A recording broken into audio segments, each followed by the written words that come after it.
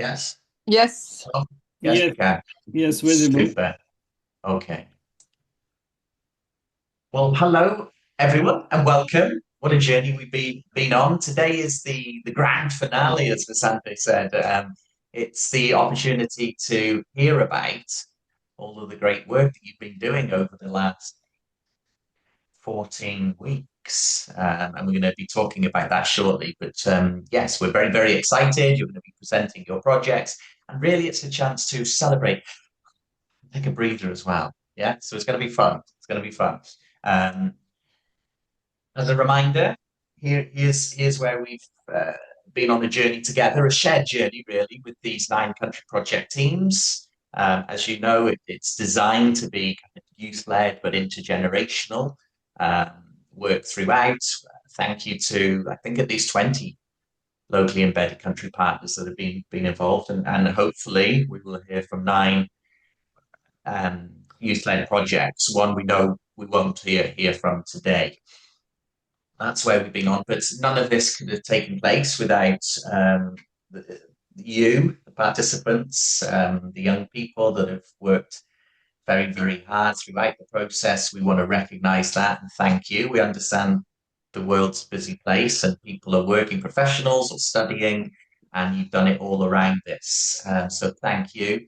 But and also an extra thank you to the mentors and the coordinators as well.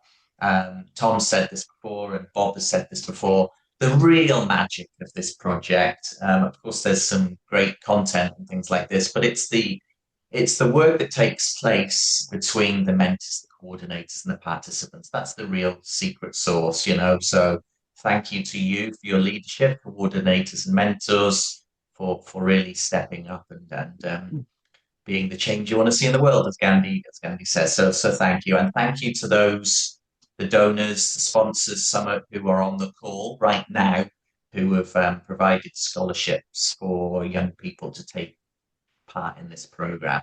As you know, it's quite different from other programs. And I can say that because I have a good understanding of what's happening in the field, particularly in peace education. I'm on the board of the Journal for Peace Education, and it takes a different kind of perspective to peace education work, looking at the positive elements, so that's very important, and also looking at the idea of war and war abolition and things like this, so a balanced perspective. Also, in the sense, different from traditional mainstream peace educational programs in the sense that it includes both learning about issues and taking action to address those issues. That doesn't always happen in peace programs. And also, of course, the youth-led intergenerational component doesn't always happen either. And another thing that doesn't happen either is this cross-cultural element where Afghanistan get a chance to learn from Poland, and Poland from Egypt, etc., etc. So, yeah, we just want to thank you all for being with us on this journey. Thank you. Here is a bit of quick reminder in terms of the journey that we've been on. 14 weeks, but really it's split across kind of 6 weeks of online structured, accessible peace education. And as you know, we've worked what we call the knowing, being, and doing of peace building there. So there's things, as a peace builder, there's certain things you need to know. You need to know about concepts, theories, frameworks, tools related to peace building. The being part is really about the how do I be in peace with myself? How do I embody peace in myself and the relationships that I develop? Knowing a lot and being in peace is necessary, but not sufficient. What we need to do is doing part. So you had 2 weeks looking at how do I design, implement, evaluate, and communicate projects. And then for the 8 weeks, you've been working together to actually put the learning and the dialogue into practice to do your projects. Here's another way of looking kind of out of our shared journey together. Peace education, dialogue, and action. So today, the focus is on really hearing from you, what you did. So maybe you designed something, maybe you created something, maybe you facilitated something. What was maybe something not changed, but what was influenced, or what was what was developed as a result of the projects that you did, and any learnings along the way. That's basically the idea today, to celebrate. Before doing so, though, can we take a photo? And I'm just thinking, Nazir, you're pretty good with technology, aren't you? You've taken some photos before. Are you okay to take the photos again, maybe? Yeah, sure. I already took a few photos from the Okay. presentation. Okay, super. So let me just come off sharing this then. And this Yeah, is the time where, if people can, if we can put your, there we go. Oh, it's lots of people already. That's great. With yeah, without your cameras on. So, Nazir, why sure. don't you tell us when Yeah. you're ready? Maybe count down one, two, three, and we do a peace sign, or don't do anything. You all decide what you want to do. But Okay. just let us know when we're meant to put our smiley faces on. Great. So we have two screens. So first I will take the first and then I move to the second. So I have to count two times, 1 to 3, and then you make a love, a heart or a peace sign. Okay. So Okay. 1, 2, 3, go. Okay. I move to the next page because today we have a lot of. May I request everyone to turn on the cameras on the second page? I see like maximum or without cameras on. Okay, Lots of thank you. finger. Yeah, we go. Okay, thank you. Yeah, others, Golsum, I don't know if you can. Carolina, Yeah, there are Maddie. still a lot of. Oh, Gigi is here as well. Hi, Gigi. Okay, Great. a few more. If is it fine? Should I take the photo or you want to turn Yes, on I your? guess so. If Janice, if you're not able to, or Kinga, or Brenna, or Then Simon, maybe yeah, take away Ray. Maybe I don't know if Ray can. If you can put the camera on, but if not, yeah, you just take when you're ready, Nazia. okay. So I will again count 1 to 3, and then you make the sign. 1, 2, 3, and go. Oh, I'm not able to take a photo. I don't know why. Okay, again, 1, 2, 3, and go. Perfect. Thank you so much. Super. Thank you. Thanks, Nazia. Lovely. Thank you. Thank you. Thank you. Welcome. Okay, there's the photo done. There's a little bit said about the journey that we've been on. Now, the most important thing, let's hear from you all. But let me just share my screen again.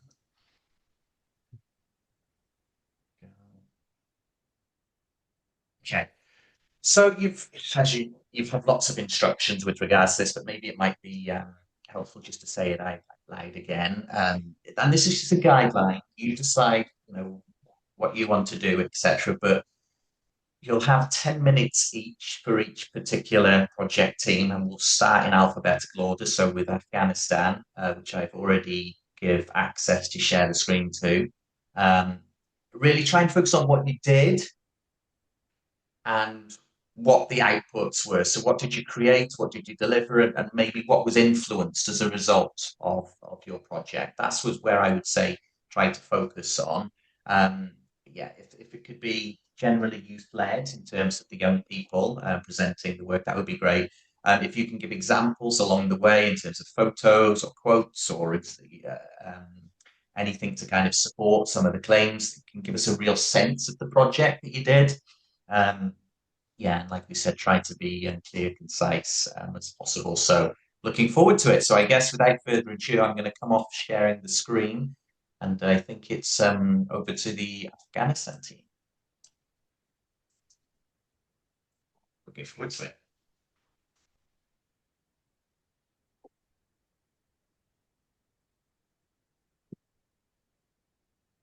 So who's going? Who's presenting then? Is he from your team? Yes, Firuza, you're going to share, or should I share the screen? Okay, yeah, Firuza is able to do that. Okay, great. Super. Hello, everyone. Just to make sure you all have my voice, can you all hear me? Yes. Yes, Can you see it? yes, Yes. perfectly. Okay.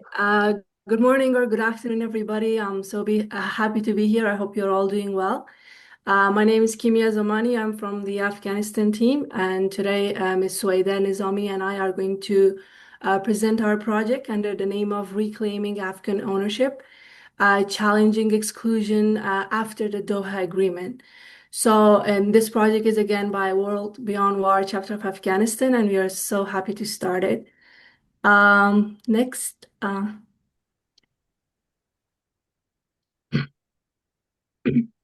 As we all know, the Doha Agreement in 2020 was supposed to bring peace to Afghanistan, but unfortunately, it excluded the people of Afghanistan itself, especially women and youth.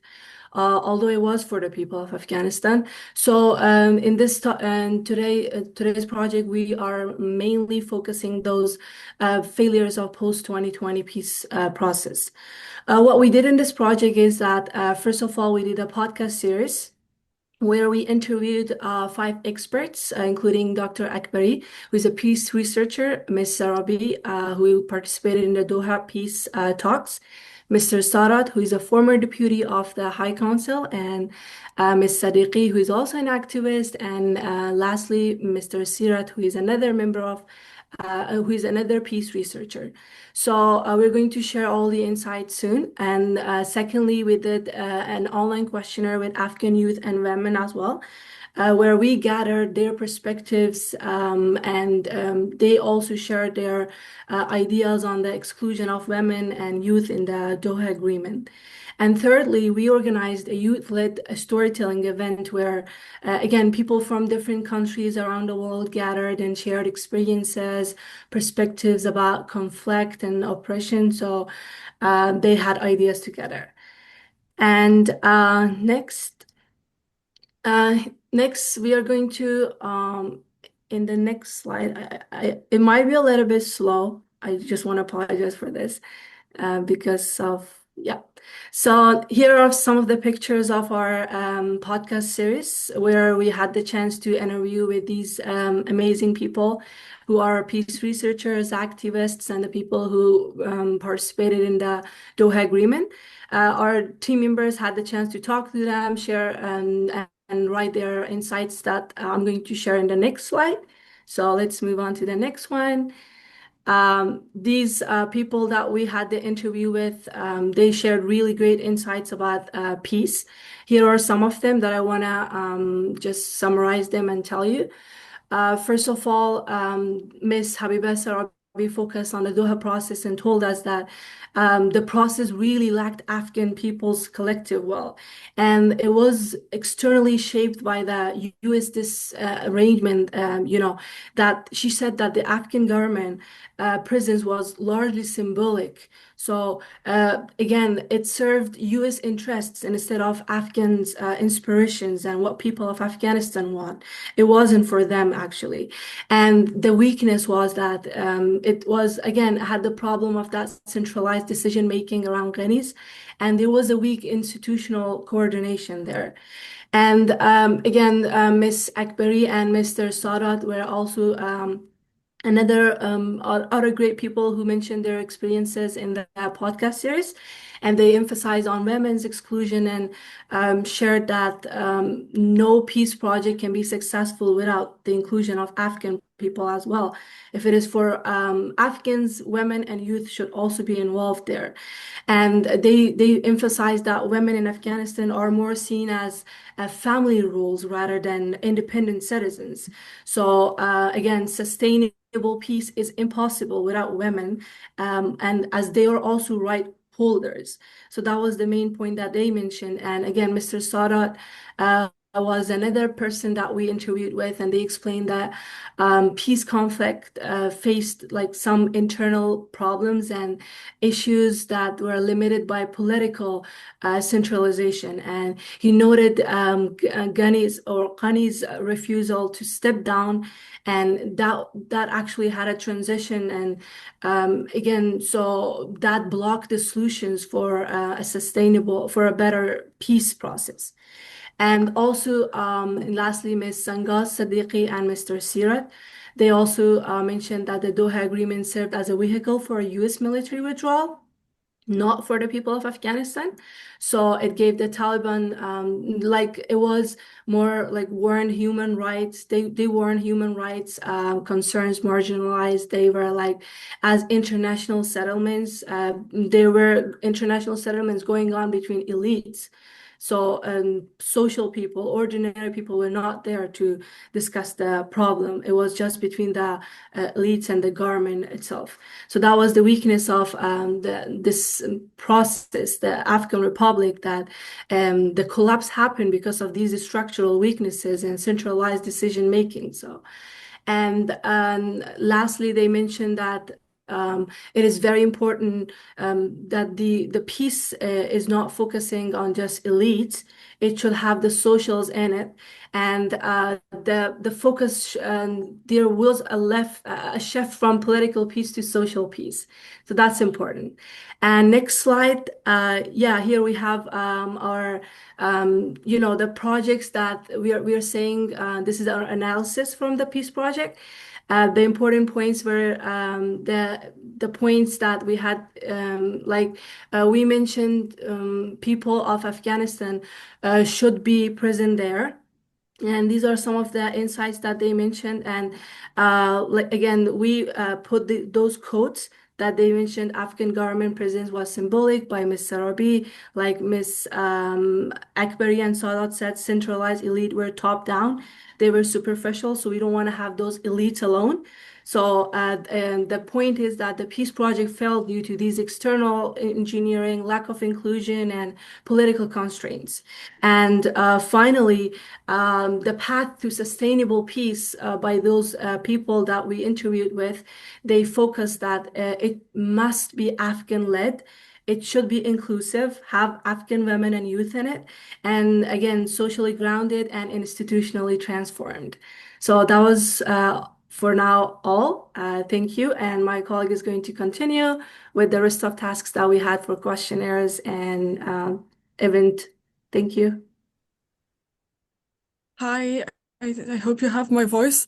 So I will go through the next slide. This is the screenshot of we also spread some questionnaires and we gathered some 33 responses through this questionnaire. And this is the screenshot. So the next slide, the next slide is this shows the range of the age that we had. So most of the respondent was between the age of 18 until 34, so it shows that all of them were, most of them were youths.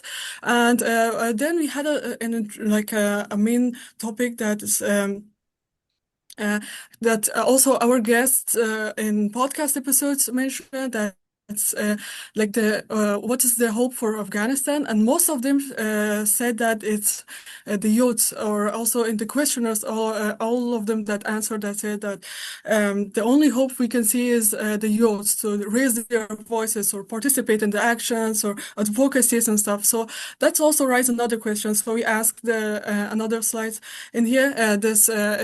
We all asked that what prevents Afghan youths or young people to participate in these discussions or the political decisions? So most of our respondents shows that more than 40% said that because of the fear of and security risks, and also 23% said that limited education and also lack of opportunities and political restrictions and lack of platforms. So most of them said that it's because of the fear of securities, and it's also not inside Afghanistan, it's also outside Afghanistan, because inside Afghanistan, if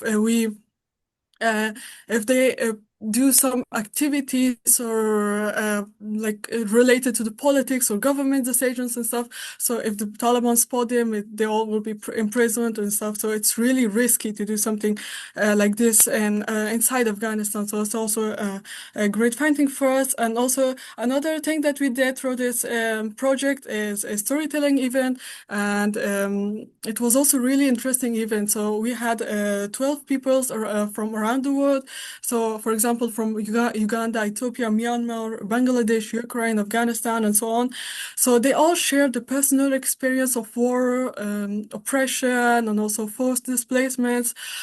Although these stories are not part of the podcast and stuff, but they reflect the same core challenge, the absence of peace in their home countries, and also the negative peace that's quietly taking through some countries internationally around the world. And also at the beginning of the event, we tell them about our story and the things that we did in the project, or what we are going through. And then they said their stories and what they were going through. For example, an interesting example was the couple from Bangladesh, and they said that because the extremist groups are taking charge of the government, or and also taking control somehow. So when they raise their voice against these policies and stuff, they experience imprisonment, torture in there, and that's why they had to flee the country and go to another country for seeking refuge and stuff. So these experiences mirror the more general aspect of our research that looked at exclusion and also violence, repression, and the human cost of conflict, demonstrating that the struggle of peace is not unique to Afghanistan. It's also a shared reality across many countries. So, and also the next slide. So the key findings and the more generally from all of our project that we did. So as my teammate mentioned, I don't want to go through all of it. So most of all, like the Doha process or the peace process was not a peace process. It was a political agreement between Taliban and United States, just to take their military out of the country. And also the inner government conflict also weakened the negotiation processes.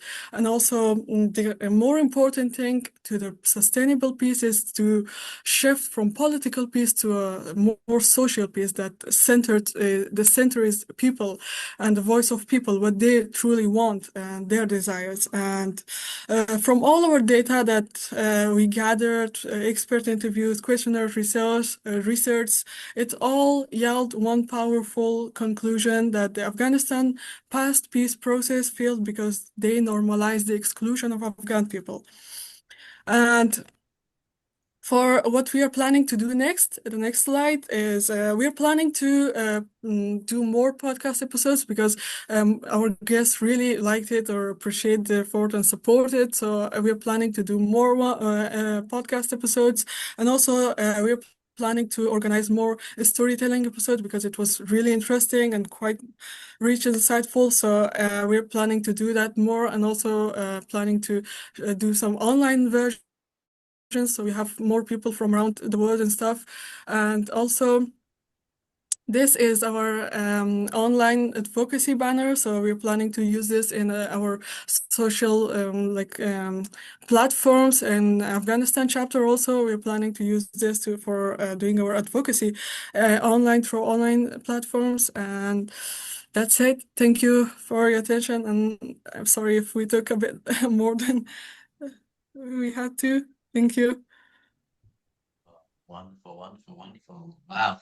Please show your appreciation to the Afghanistan team.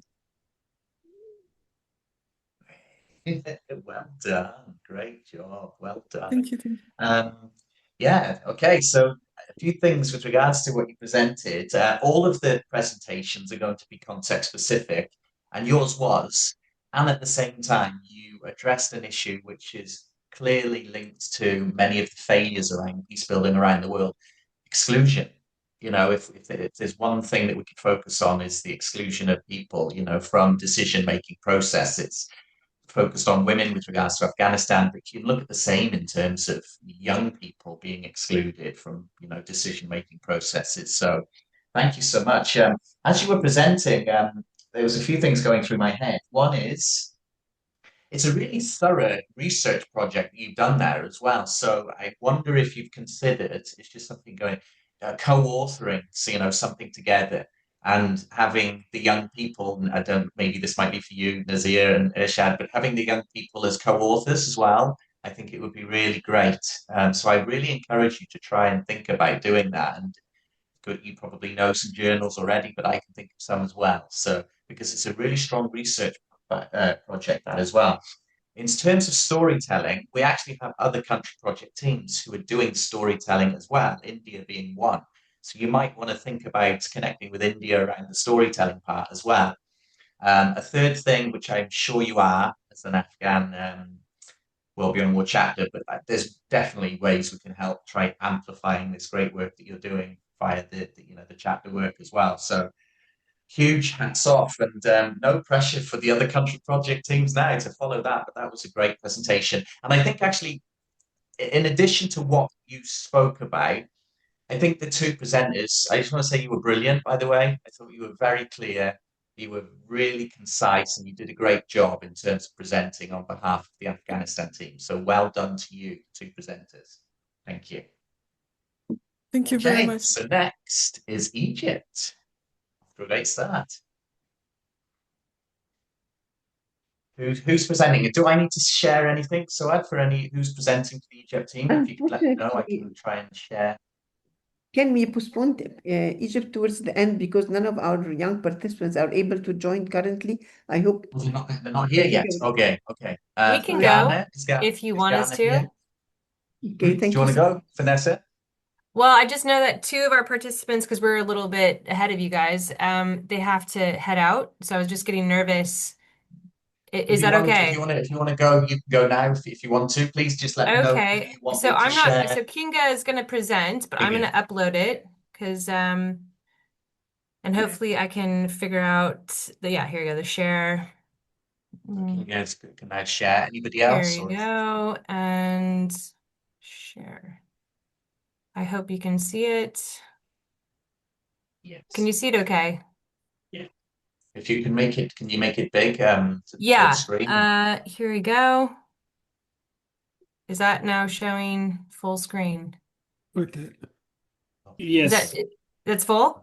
We don't see the full screen yet, but if you would go to the slideshow.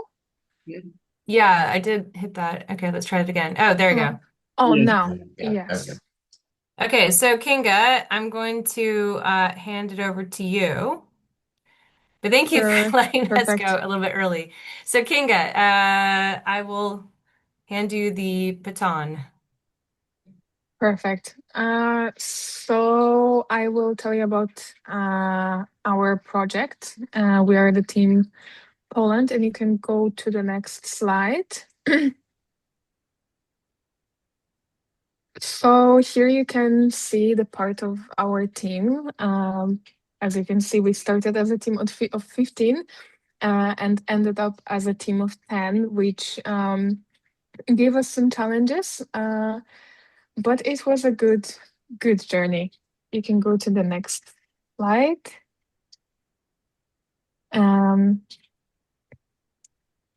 We met on a weekly basis. Some of the meetings were online, and some of the meetings were in person. You can see here a picture of one of our in-person meetings. And we can go to the next slide. So during the meetings, we brainstormed the ideas. We shared our proposals. We had really a lot of interesting ideas. We had a lot of difficult discussions, which sometimes means that we argued, but we worked on peaceful conflict transformation. And we were sure that we want to address polarization and lack of understanding and broken social relations. Basically, most of the team members agreed that this is something that we want to work on, that this is something that we want to address, and that this is one of the main issues that we have here in Poland. Okay, we can go to the next slide.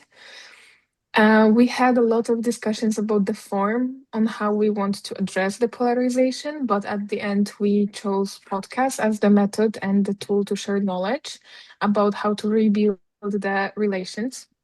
So here you can see our logo, our banner. The podcast The podcast name is in Polish. It's called Lepsze relacje, lepszy świat, which means better relations, better world.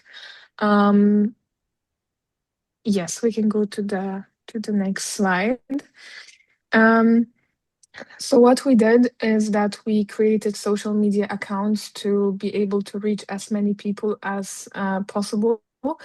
Here you can see our Facebook page and our YouTube, where the podcasts are published, and our Instagram. We had most of our posts on Instagram, as it was the easiest to share it for our participants, so we can reach, our networks, etc. And we decided to publish the podcast on YouTube, as it is one of the most accessible tools that's also easy to navigate for us as a team. I think we can go to the next slide. So what did we achieve, and what results did we have? So in the phase 1, we did the desk research and needs assessment survey. At the beginning, the research team did 15 pages of short summaries of articles, books, reports on polarization that later on was shared with the whole team. So we got knowledge about polarization. The reports were concerning polarization in Poland, so we also saw how the issue is in Poland. We conducted the survey that we shared within our networks, and we got 202 answers. And that made people think about the problem. And we received many messages from people interested in joining the cause and working on polarization in Poland, which started forming a movement. So basically, we shared the survey with some institutions, NGOs that are operating here in Poland. We also shared it on our pages, on our LinkedIn, on Facebook, with some people that we know, basically, that shared it further. And here is one of the slides from the survey. So, do you think that the polarization is a big problem in Poland? One, no, it's not a problem. And two, yes, it is a problem. Yeah, so it shows the scale of how many people responded. So we can go to the next one. We had 4 main partners. Instytut Myśli Politycznej imienia Narutowicza, Fundacja Nowej Wspólnoty, Ośrodek Poza Centrum, and Fundacja Inna Przestrzeń. Those are basically institutions, foundations that are operating within Poland. And here on the right, you can see a picture, those were the posts that were announcing our podcast. We had 4 podcasts, 4 episodes, and each one was recorded with 2 of the participants and 1 expert. The experts were chosen basically by their knowledge. So if their field of interest kind of matched the subject of the episode. Okay, we can go to we started building relationships with local partners. So we produced the podcast and published it. We had 4 episodes, as I mentioned. One was on polarization, the other on conflict resolution, the third one on people power and grassroots level initiatives, and the last one was on dialogue building. Here you can see the screenshots from the episodes, and I think we can go to the next slide. Yeah, we reached out to a minimum of 219 people so far. Those were the YouTube viewers after the few days. And we are slowly getting answers to our final surveys. We also made a survey that was kind of like an exit survey, but it takes time for people to watch the podcasts and then be able to do it. So it was definitely a demanding and challenging project. A little bit because we had 5 people drop out, so we were kind of limited, and it was hard to coordinate it sometimes. But we can assure you that we did our best. Mm. So the first thing that we learned is that time and engagement are key. Um, those are the answers that we got from our participants after we asked what what was needed more during the project. We can go to the next one. And what comes next? In general, as we saw also from the answers gathered from our participants, we want to do more. We want to promote the episodes. We want to record more podcasts. And this is the most important goal for us right now. So thank you for letting us be part of your initiative. We're very grateful for a chance to participate. And yes, thank you very much. Thank you. Thank you. Let's show our round of appreciation for the Poland team. And thank you to you for a great job in terms of doing your presentation. Well done. Interesting project again. Polarization is an issue in many different parts of the world. I know Vanessa and I were in contact a little bit, and I really appreciate your honesty with regards to the challenges as well that you had along the way, because that's a massive learning. So I really thank you for that. Now, you might think, oh, some people dropped out, and that happens in peace building work. And what we found through the other 2 iterations as well, so 2021 and 2023, is that you really get in the practice of practicing peace building, you know, in your country project teams. And if you think about the peace movement, you know, how many setbacks we have in terms of the peace movement, and how many times we have to keep going, keep going, keep going. So this peace building work, and other people say this, it's for the long haul. It's not a, Vanessa does some running. It's a marathon. It's not a sprint. You need to keep going. And you need to have Well, I think resilience. I think you Thank you. summed it up perfectly at the beginning when you said peace building is messy.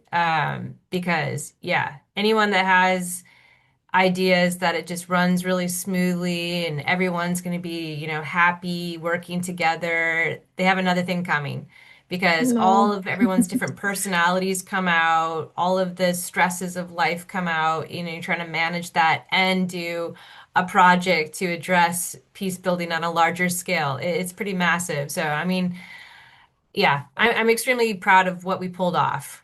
We faced a lot of challenges, but I think everyone really learned a lot, including myself. I learned a lot. It was very, Yeah. very invaluable. It was great. Yeah, Yeah, you should. Yeah, because taking this moment, I just wanted to say a big thank you to Vanessa and to Katarzyna, who couldn't be here today, because without them, we wouldn't be able to pull through and do it and achieve it.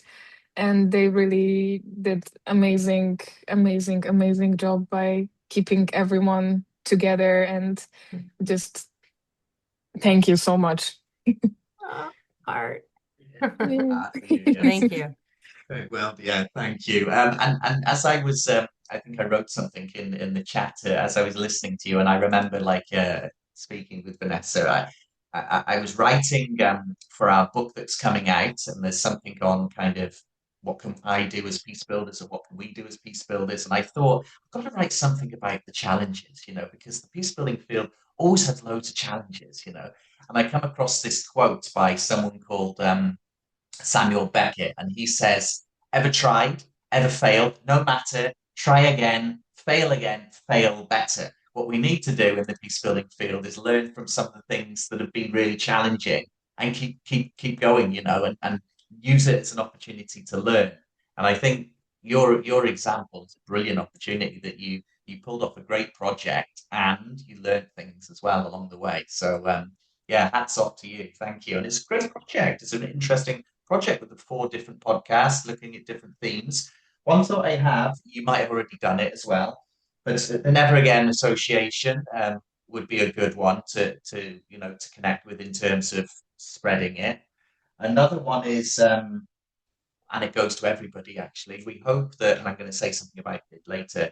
We hope that our time together on this project does not stop here, and we can continue to work together in the future. Ideally, hopefully, through a World Beyond War chapter. That would be really cool. But we can talk about that later. But yeah, round of applause again for Poland. Thank you so much. And who is going next? Ghana. Is Ghana here? Yes, Phil, we are here. No. Yes. Do you want to? Do you need to share your screen?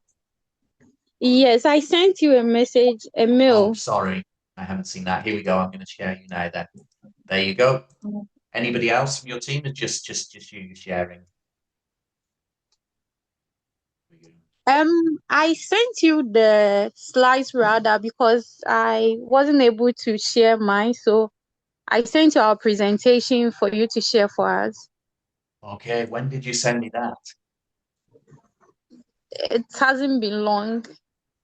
Okay, I need to look on. So let's go to maybe another team meanwhile while I go into my emails and check that. So is that okay? I can come back to you after, Okay, yes. and I will look on my emails. So maybe we go to India next. Is that okay? Oh, and I'm just seeing a thing here from India to share. Okay, I'm just making you a co-host now. There you go. So India, you should be able to share now. And I'll look at the Ghana presentation. Meanwhile, I'll download that. Are you ready, India? I think there might be two projects, right, from India. Is that right? Yes. Shall I proceed? Yes, please. This Please is go ahead. India Chennai team. So, hello everyone. I am Isivani. So, I'll be representing the Chennai team. Today, we present our collective initiative titled Peace Through Art, Natya, and Beyond. Our work explores how art can be a medium for peace using dance, visual expressions, and storytelling to nurture harmony at both individual and community level.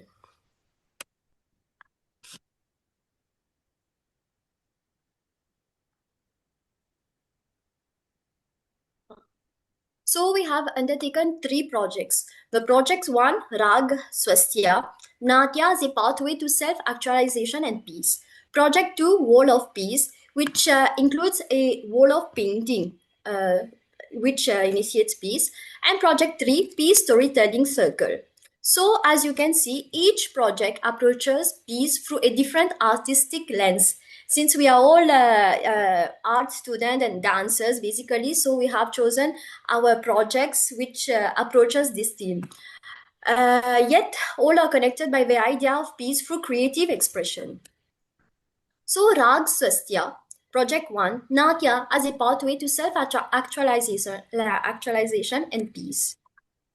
So, through Bharatanatyam, participants were introduced to emotional awareness, facial expression, and the calming impact of rhythm and movements. The session helped participants understand how classical art forms can regulate emotions and support mental well-being, making Natya live experience rather than just being an entertainment or a invocatory performance, being and entertainment basically. So we are using dance to promote mental well-being. So as you can see in the pictures below, this is our first project we have done. It was conducted between 19 participants who has participated. So a feedback link was sent where we have received 19 responses from each and every one. The feedback showed that the session helped reduce stress, made participants feel energized, introduced them to the effects of ragas, and helped narrow scattered thoughts. So this response encourages us to continue using Natya as a tool for inner balance and peace. So as you can see, the response are here and all. So we move on to the wall of peace. The World of Peace is a collaborative initiative by both the Natya and Visual Communication departments in our college. So students have worked together to design visual expression inspired by peace, harmony, nature, and classical dance elements. So this was our initial mind mapping which we have done. So the color palettes have been decided to align with the theme of peace. The aim was to create a shared artistic space that reflects peace and unity on campus through collective creativity. So this has been our vision board to move forward for the design.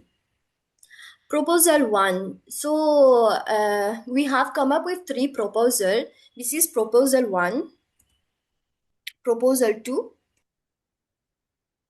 and proposal 3.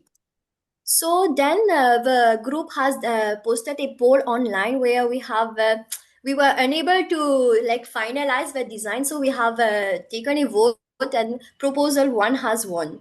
So with a few discussion and all, we have come up with a final design. So here is the final design for the World of Peace. So this process itself reflected and collaboration, dialogue, and shared decision making, which are essential values of peace. So, unfortunately, due to unexpected weather, there was a cyclone, everything in India, we were unable to paint it. We were actually going to paint it. So here we have printed it, and it was a stick in our department itself. So the students and all have has been doing the croquis and all here. And how we have taken forward this project is we have organized a peace competition to all. So this peace competition, I didn't share it yet because it happened after the 7th of December and we had to send our final project report. So this has been done from students outside.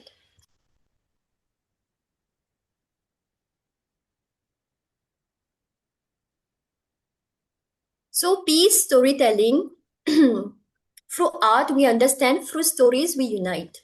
So peace storytelling circles brought together students from different disciplines to share stories from mythology, literature, and live expressions. Using forms like Terukuttu, Villupattu, participants explore themes of conflict, empathy, and understanding, showing how stories can become tools for dialogue and emotional connection. So the mythology taken was from Mahabharatam and Shakuntalam, which is a classical drama of Kalidasa, which is very famous. The idea here was to expose revenge, the idea of revenge. So here what we try to do is taken a folk art and the classical art form. Why? Because there's a gap. So we try to bridge the gap between folk artists and classical dance art, classical arts. So here you can see our students like choosing a hand gestures to approach the idea of peace. Now we have seen that this can be taken ahead. Bridging traditions, a dialogue between classical drama and folk art. So what we have tried to do is write a script, a drama script, which happens to be a conversation between a teacher and a student. Discussing like why is there a gap between folk art and classical art. So unfortunately we were trying to have it before today, but my teammates and everyone, we have been practicing and all. So the program, the rehearsals are ongoing and it's going to happen on 18th of December. We will be sharing the video on. Excuse me. I will mute. Just please continue. Okay. Yes. So, to conclude, Rag Swastya nurtured inner peace through Natya. World of Peace made harmony visible through collective art. Peace Storytelling Circle built empathy through shared narrative. So these 3 projects together show that peace becomes real when art is. Sorry, I've been reading from a slide. So when art is shared, I would like to add something before I end this presentation. Is Each element of this world of peace is like meticulously selected. The round one is it represents the earth, and this dancer here represents the god Shiva. Shiva performing Tandava. Why Tandava? Tandava is known as the dance of creation, yet Shiva is known as the god of destruction. So it aligns with the idea of a world beyond war. So after destruction, there's a renewal towards peace. So again, the color which was chosen was all elemental colors of the earth, elemental colors. And again, here we have tried to add doves. So doves is a universal symbol of peace, and the lotus, which is known as a symbol of peace in Hinduism. So I would like to end this presentation. Thank you, World Beyond War, for giving us this opportunity to undertake these amazing projects. And I would like to thank my coordinator, Vasanti ma'am, and Durga ma'am for guiding us through these projects. Thank you. That's it, right. Let's show appreciation for one of the India teams. Wonderful, wonderful, wonderful. Vasanti, I don't know, did you want to say something? I'm just seeing a message from you now. Please, may I? Yes, please go ahead. Thank you so much, Phil. And we have both the mentors, Dr. Kumar Rajendran from the college, and me, Rampriya and Durga from the college. I thought I should mention a couple of things. The Natya Shastra has already engaged the other departments within their college. Way ahead, they have planned to perform in different communities, like temples where a gathering is already there, or in housing communities and so on. Because when the common people are engaged, then they understand a whole lot of things about war and peace. The story of revenge that Isaivani was talking about is such a beautiful story which is ingrained into the Indian culture. Shakuntalam is a story of a girl who was deserted by her husband, and she became pregnant, and she went through a lot of difficulties. And in Mahabharata, Saguni nursed a lot of revenge and then destroyed a whole kingdom.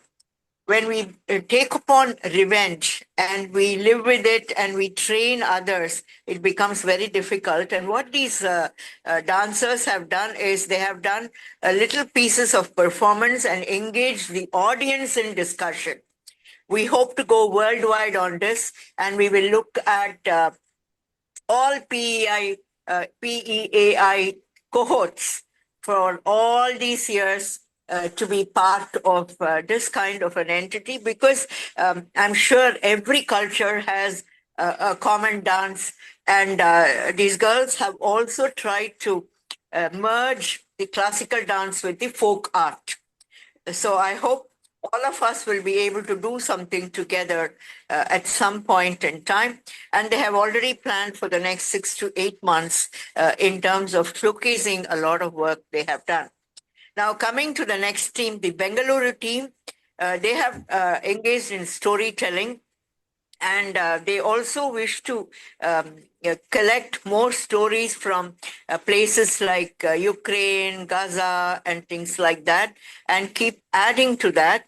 And the Skyway Club, from which our coordinator Rampriya comes, has decided to do something about uploading this in the YouTube with animation and so on and so forth.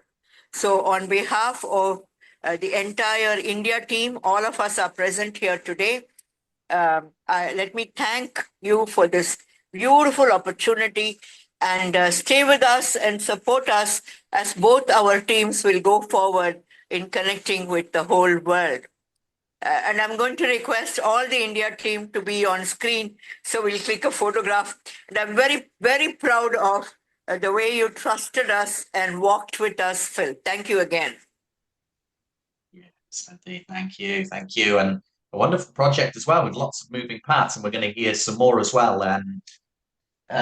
Two things with regards to your projects, or maybe at least two things. One is I think I mentioned it to you before, but we will have a online course on arts, peace, and war starting in June. I need to create it first, but we could potentially use your work there as well as a case study, to feature in the course. That's one thing. And then the second thing, which I think you're already in contact with Greta about having a World Beyond War India chapter, which would be great. That's a wonderful way to continue your work. So that's exciting. It's exciting. So thank you. Yes, I do. Did you want to take a picture, Vasanti, or do you want to pass to the next India team? Teammates to take a picture simply because I don't know much. They will take Who it. wants to take one? Yeah, please go ahead. I don't know, the India team maybe. Proud moment for all of us. Rampriya, Durga, one of you help out, ma.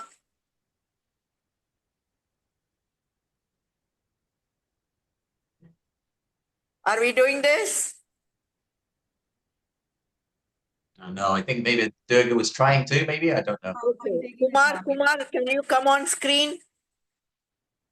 Dr. Kumar Rajendran has given us his whole college to do a lot of work, and he's always I'm there, supportive. ma'am. I'm there in the screen. I hope all of you can see me. Okay, dear, okay. We want you. Thank you. Nazir, can you help us, please, ma? Yeah, sure. So I will count. What a darling you are. Yes, 1, 2, 3, and ready. Done. Thank you. Thanks, Phil. Thank you. Thank you. And just to the presentation, please, if you haven't done, maybe you can send me the presentations that you're doing, because what I want to do, in January now, is write up something about all of the great work that the country project teams have done. And the more photos I have, the more videos, the better job I can do of trying to capture your work. So please send me photos and write-ups and everything you can, which you might have already done in your project report. That's fine if you've done it, but it's just a reminder. Okay, I've got lots of thumbs coming up. Super. So is there so who's presenting now then? And do you need me to share the screen with anybody or give access to share? Misbah Suhani will be Yes. giving the presentation. Yeah. Suhani, if you're here, please share your screen now. Yes. Can I get like 4 to 5 minutes, or is there any other team who can go after us so that I can fix some bug in my computer and then come after this? Is that possible? I think Otherwise, I maybe can wait for Mario 5 minutes and from Honduras. If you want to go, Mario, do you want to share the project for Honduras? Are you there? Yes, yeah. Give me 1 Okay, minute. let me just We'll share, prepare. give you access. So you should be able to share now if you're there, Mario. Puedes compartir tu pantalla. Okay, I will start now. Share.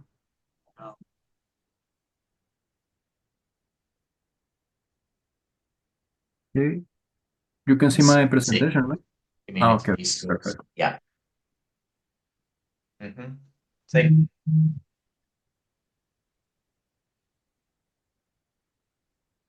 Okay. Good morning and good afternoon, and I don't know if good night to some of you. My name is Mario Cooper. I'm from Honduras, and this is the project that we made. It's called the Community Peace Schools. First of all, I want, here is when you can see here with the kids that we went to make the project. We tell you a little story about this, but first I will tell you about the summary of this project. That the project aims to empower young people from high-risk communities in Honduras by providing trainings in leaderships, peace building, community management, and communication through capacity building, workshop, mentorships, and implementation of local micro projects. And the first day that we went to give this mentoring was here with these kids of a school called the Dowell School. That the idea first was to make a meet and greet with my Rotary group to tell them what is about what is Rotary about. I took the opportunity to make the project, to tell them what is about this, and to tell what is the World Peace Project. Like it's say like how you say, I kill two dogs with the same shot. Okay, then our justification. Honduras faces high level of violence, social exclusion, especially among young in urban and perurban community. And like 3 out of 5 young people in Honduras, they live in a high risk, and they in communities with high risk.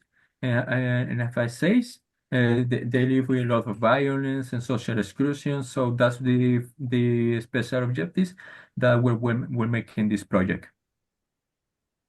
Our vision is to make young people actively promote peace, justice, and social connections, and missions to empower young leaders in high-risk communities to training, mentorships, and community action, like saying, let's make the people of tomorrow. Objective is to train young people in leadership, human rights, and conflict solutions, implement micro projects, establish a national village neighborhoods, and promote collaboration among civil society. In our strategy pillars, training leaderships, community actions, like as I say, giving mentorship of building their own projects in their community, communication and awareness in alliance sustainability. That is to make connection with other organizations, with other communities, and make the project that they need for help their communities. Partners will be the WB Honduras, right? The Rotary groups and Rotaracts, Ministry of Education, municipals and governments, and universities and local media. And the sustainability of this project will be the mentorship, like the Rotary groups and Rotaracts. And we will have my Rotaracts, like the other Rotaracts in Honduras, they will have the experience working on projects like this. So this is something sustainable because it is already happening. Formalization of networkings, as John led, entity linkage of the WBW, key action Rotary micro project, funds management by young members that like I already says, this is something that is already happening, but so the help is going to continue. It is happening now and will continue. Support through municipal partnerships and local sponsorships. Well, like the municipality of Tegucigalpa is already helping projects like this, and we continue making we continue helping the projects. Even though, when I was at the university, I was in a project like this. I make my a project of migration, something like this. So I know that they will continue the help of this project. Well, this was a very short presentation. In this day, we have like 21 young people on the project, and this is some of my Rotary partners and my Rotary group 2 partners. So this was a very was very fun and was a very good day. So well, that will be all. I make 2 any forms in Word of the project with more with the information more complete. So if you want to see it too, I can share to you.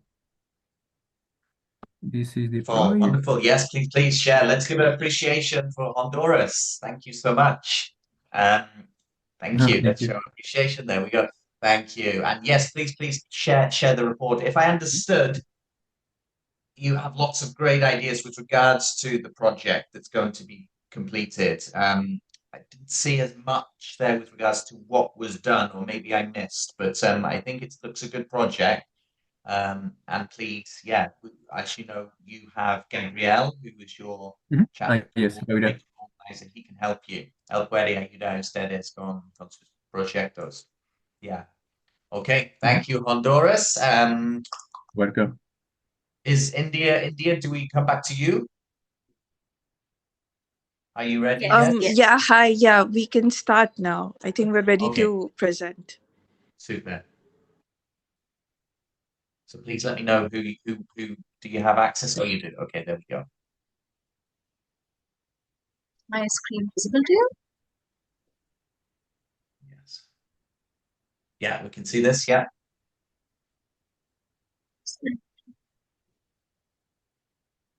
How do we do lecture? Peace education through storytelling. Yeah, we can see that. Great.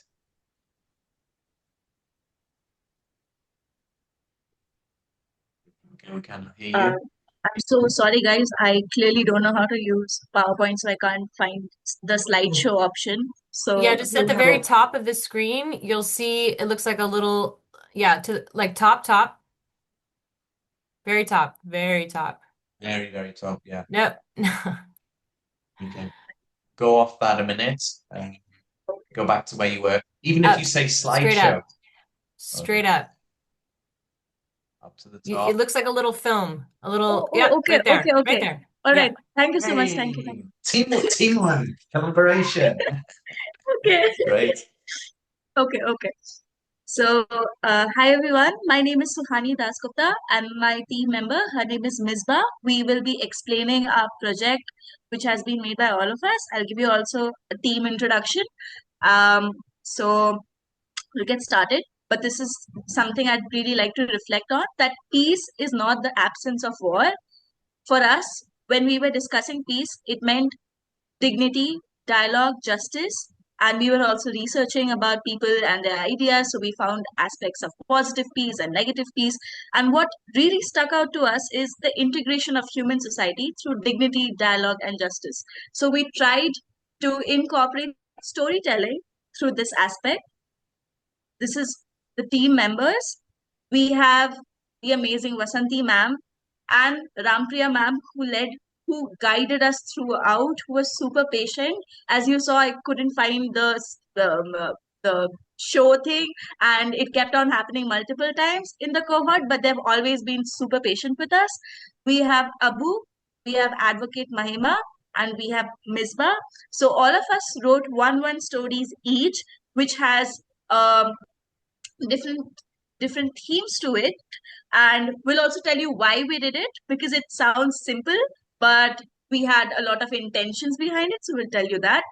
The next is peace, power, and narratives.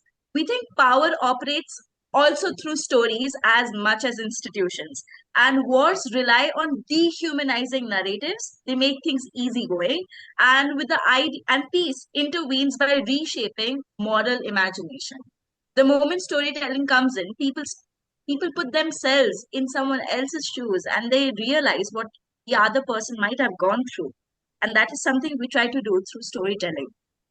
Why storytelling matters: stories build empathy, they humanize conflict, they disrupt binary thinking, and they enable ethical reflection. The next is Gandhi and peace. I remember Phil telling us that coming from India, we should focus on the peacemakers from India itself. But there are so many. It's something I personally chose to put in the PPT. And why non-violence is a trained resistance. Peace requires rules, restraint, and courage. Ethics plus action, which causes sustainable peace. So this is something. And then what we did, we conducted in-person peace education sessions in Bangalore, in colleges like HKBK. We narrated and discussed stories and created an anthology of all the stories we wrote, and it was called Building Peace. We used structured activities to explore conflict and alternatives to violence. Building Peace Anthology, an anthology of short stories and poems. The themes were resilience, justice, empathy, inner peace, and it was used as a tool during sessions.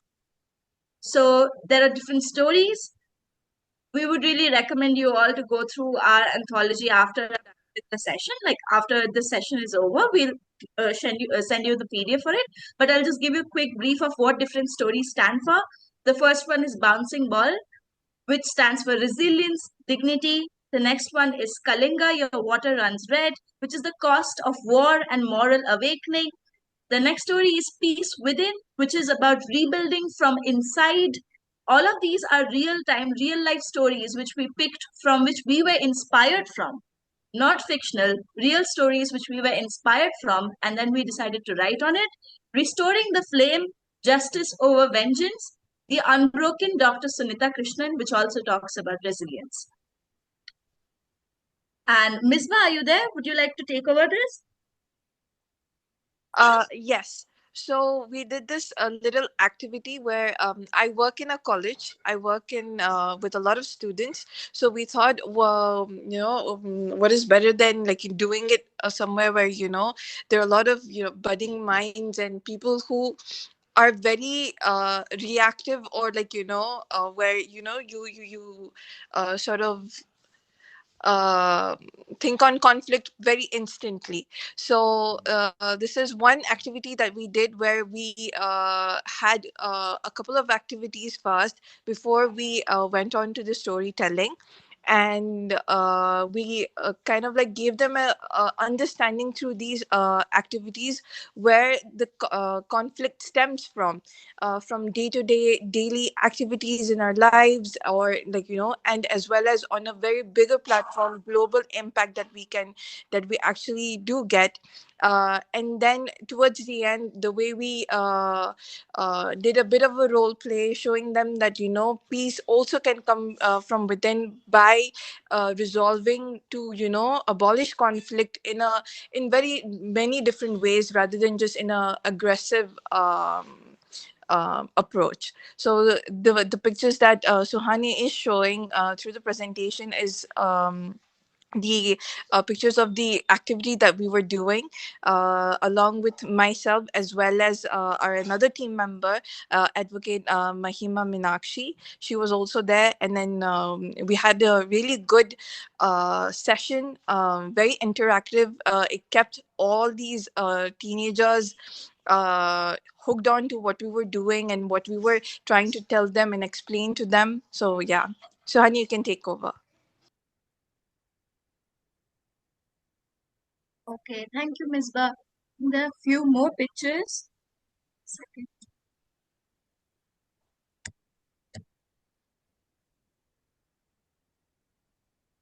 Okay, I think Misbah already talked about the outcomes. So we engaged participants. They spoke about the stories once we read it out to them. The next is about the anthology. Wait, Misbah, would you also like to talk about this?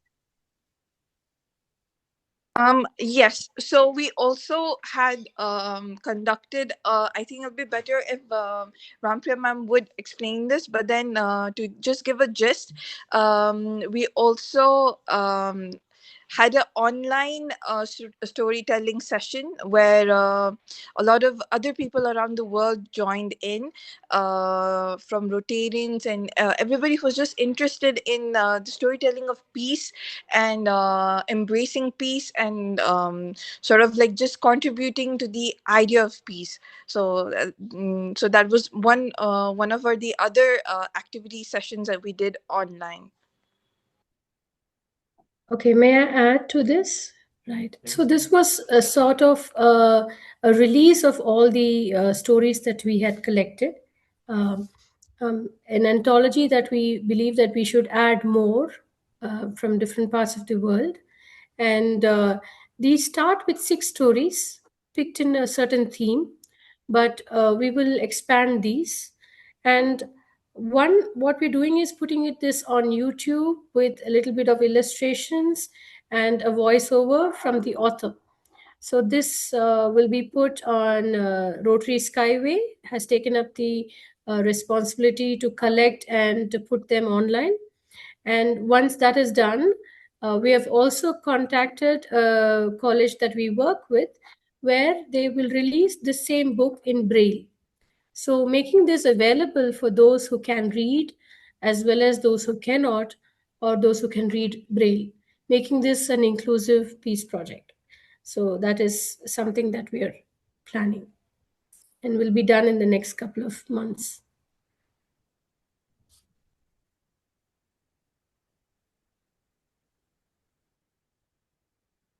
So your team finished?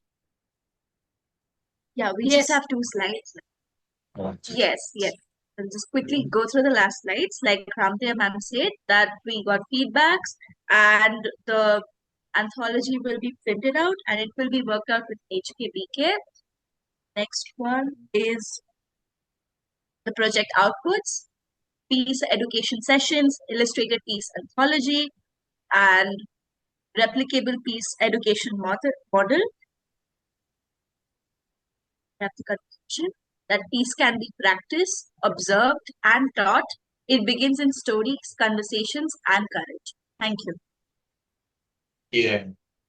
So some appreciation for the other India team. Well done. Yes, and I think I shared this with you before as well. That the importance of stories and the importance of narratives is huge. Sometimes we forget about it, but we speak a lot about it at World Beyond War in terms of the myths that are told about war, the stories that are told about war, that it's inevitable.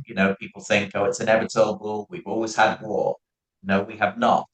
Research shows between 10 and 12,000 years we've had war as we know it.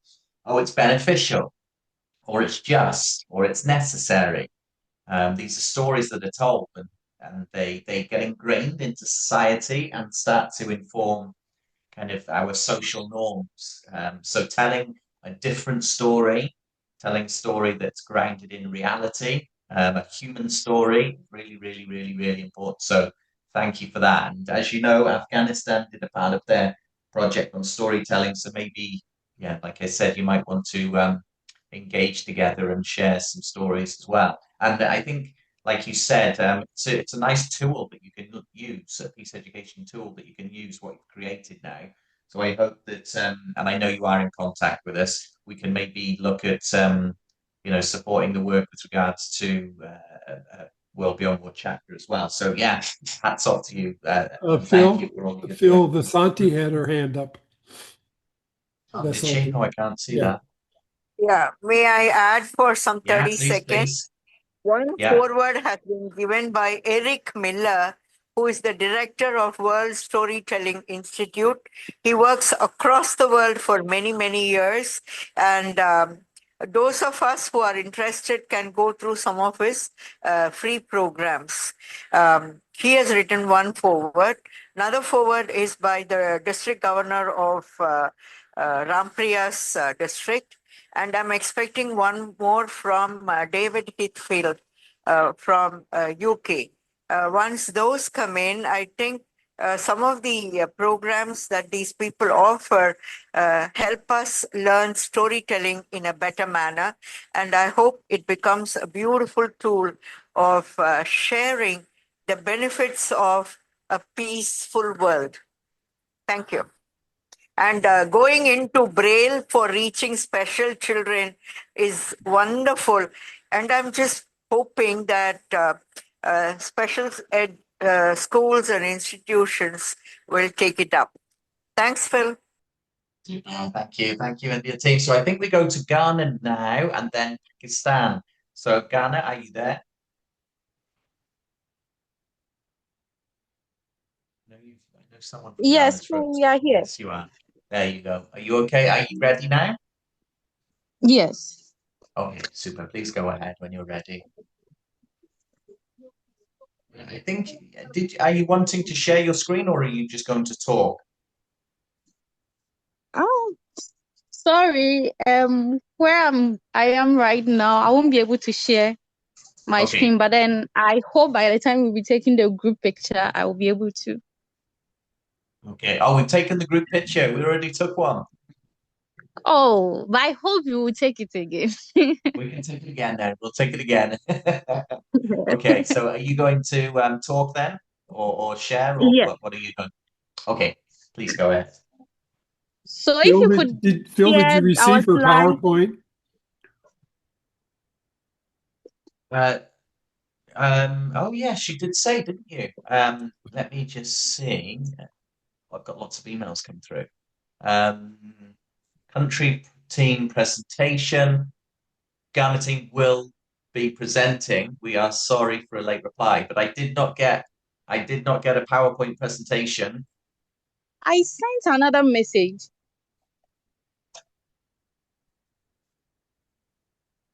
Through WhatsApp?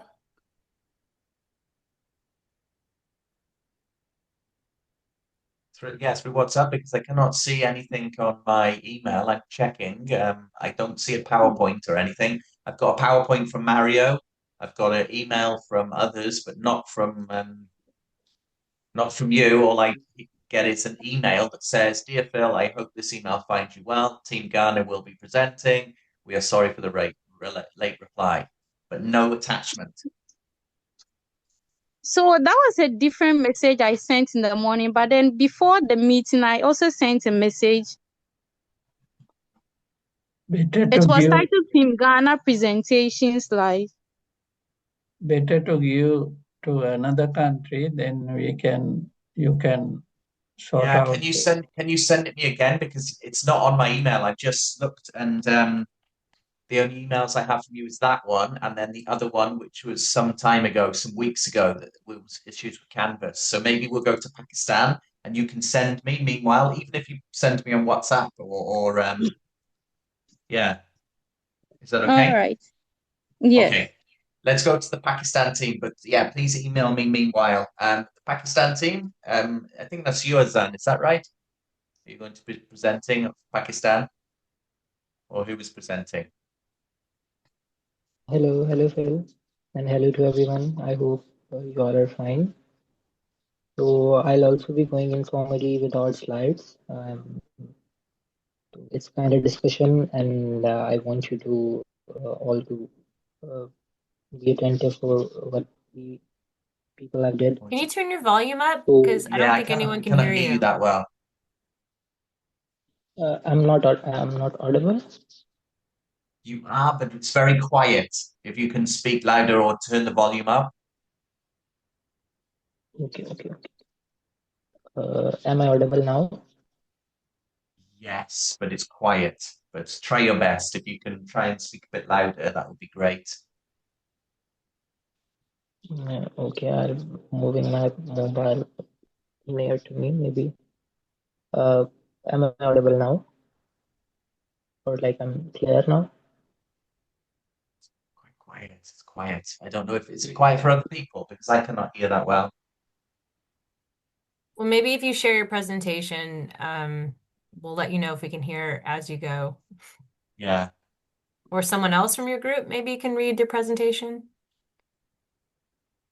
But yeah, it's really hard to hear. Yeah. Am I audible now? Yes. That's better. Much better. Okay, that's all. Well, I was saying that I'll be also going informally without slides. So I just want you all to hear what we people have did. So our focus youth and climatic change and how youth serve as peace builder in climatic actions. So the central purpose of this project is to position youth not merely as victims of climate change, but as active peace builders capable of transforming climate risks into opportunities for dialogue, cooperation, and resilience. So, as I'd like to quote that Pakistan's youth population represents a powerful demographic force, yet it remains largely underutilized in climate peace initiatives. And at the same time, the country's ethnic, cultural, and you can say regional diversity, particularly with the large public sector universities, offers a unique space where peace education can be practiced through you can say lived interactions. So we have did all this by engaging students from diverse backgrounds in climate focused dialogue and collaborative problem solving. This initiative seeks to foster environmental responsibility as well as strengthening social harmony and mutual understanding. So, if I'll talk about the problem which we people identified in the research is both structural as well as educational. And despite the urgency of climate-related conflicts, there is no formal academic framework in higher education that integrates climate change with peace building, youth leadership, negotiating, or diplomacy. So existing programs tend to emphasize theoretical knowledge without equipping students with practical skills such as you can say conflict resolution, dialogue facilitation, or like community-based adaptations. So this gap produces, we like noticed three critical deficiencies, uh, and these are like limited awareness of climate peace linkages, insufficient leadership, and as well as advocacy skills, and weak pathways for sustained youth activism. So as a result, young people often possess motivation but lack the institutional support needed to translate concern into, you can say, meaningful impact. So, if we talk more about the justification and other things like this, uh, so the justification for this study rests on several important yet notable factors.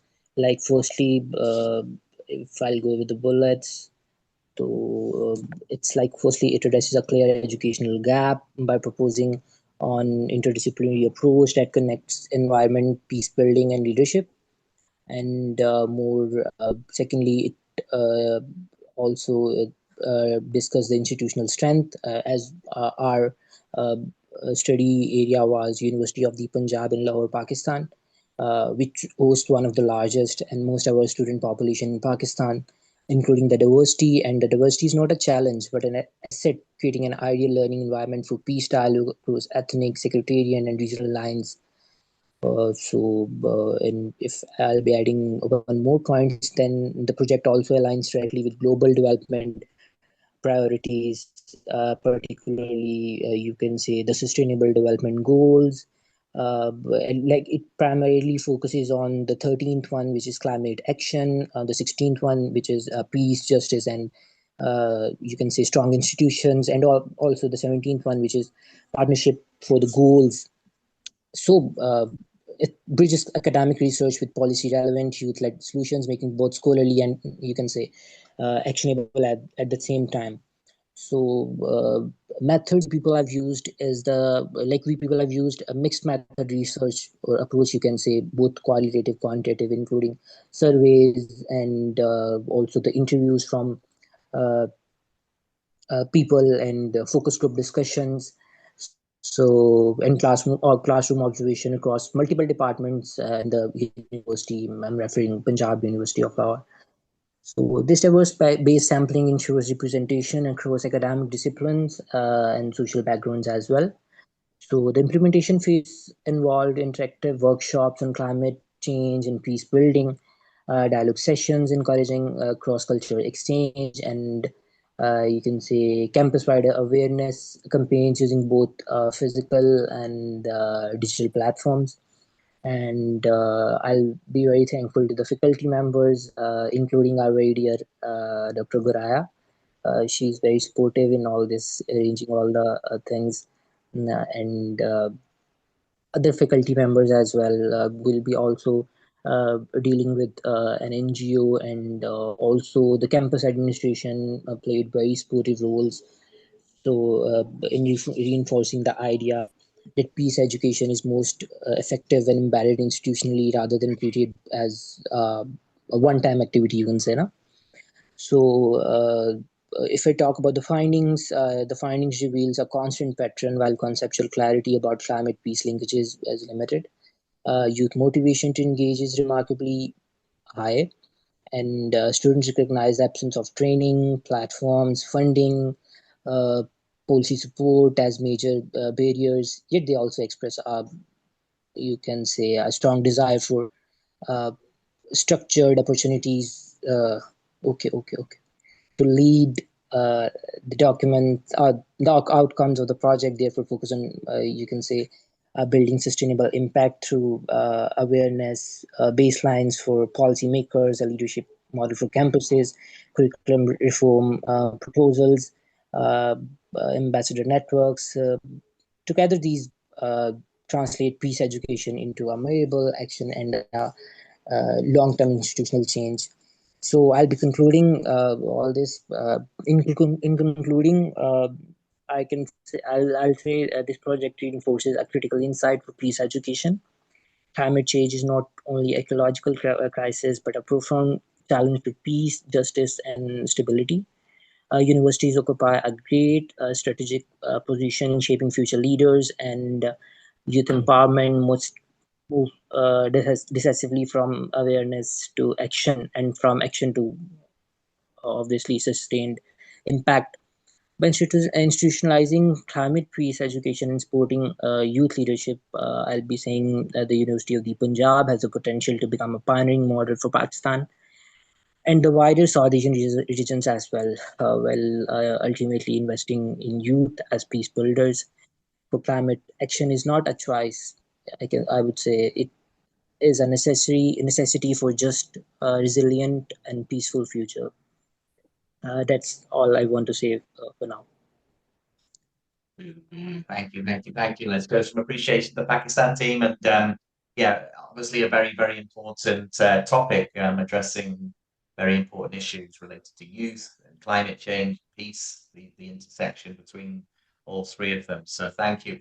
And we've just got an email, well, on WhatsApp. I'm just seeing the presentation. That's very useful as well to see some photos and things like that. So thank you for that. Let me just check now then. I think. I want to Oh, sorry. Somebody. Sorry to interrupt. I just want to add that we people have uploaded the pictures as well as the surveys and questionnaires on the given Google document form. Moreover, there was also a problem of consent uh, by some like female members, but we do hide their identities, and we have added pictures. And I was referring to the you can say interview guides and surveys. We do have uploaded all that on the documents, but surely we'll be sharing all this again. Okay, thank you. Thank Thank you you so so much. much. And good job. So Egypt, are your team members here yet? Oh, you're on mute. Yes, okay. Unfortunately, I don't know why none of them joined, and I don't have a presentation. So Shall we? Okay, you keep trying if you can, and we'll go to maybe Ghana. And I've now got your presentation, Ghana, so I can open up the PowerPoint if you want me to. Do you want me to share the screen? Yes, Phil. Okay, here we go.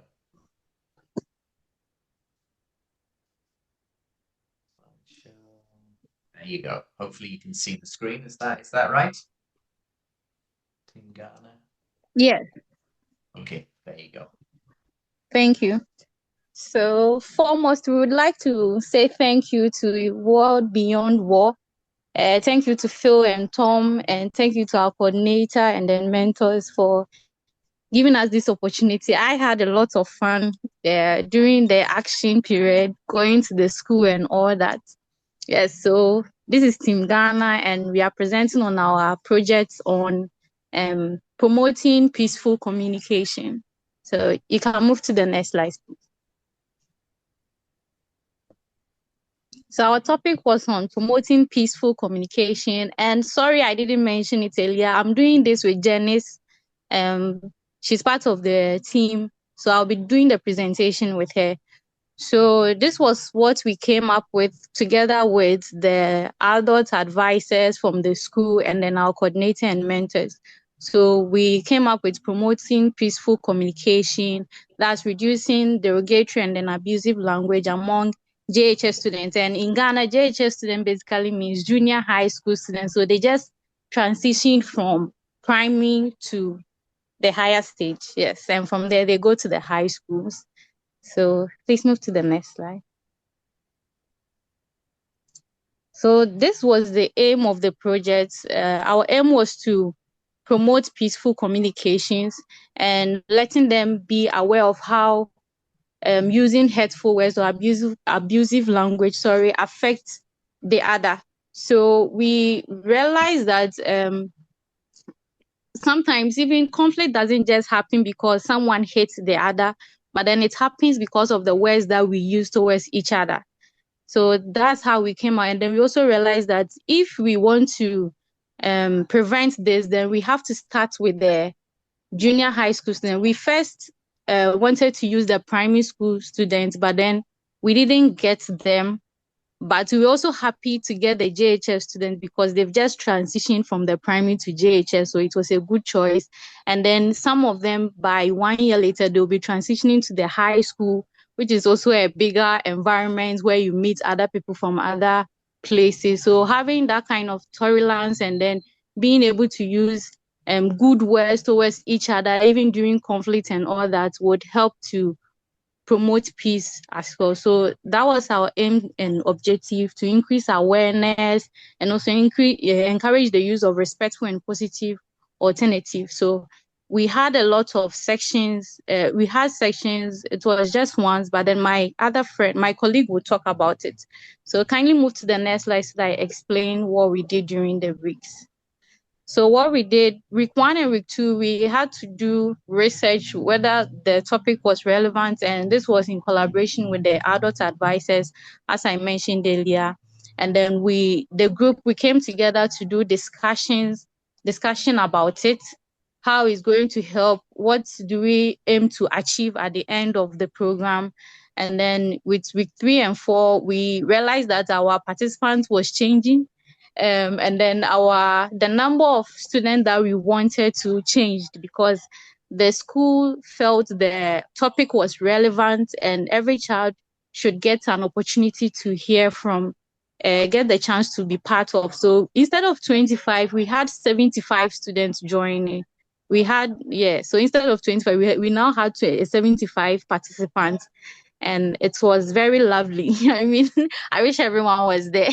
I really enjoyed it. So that was what we did. We created materials, what we want them to receive and try to get to their intellectual level, for them to get the concept that we are using really well and all that. And then the week 5, we went to the school with the help of the adult advisors and then our mentors to help us deliver the full workshop to the students. So from here, with the key activities that was involved in the workshop, that's what my colleague will be talking about. So I'll hand it over to Janice. Janice.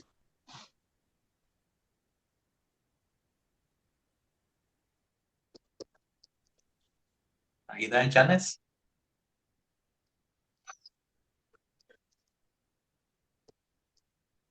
Maybe Janice not there. Maybe you can continue. Follow me, maybe. I don't think Janice is here. Sorry, I think her network is still not being stable yet. Okay. So Are you with okay the to key continue? activities, so we started with, we asked them how they feel when others say something or use a bad words towards them.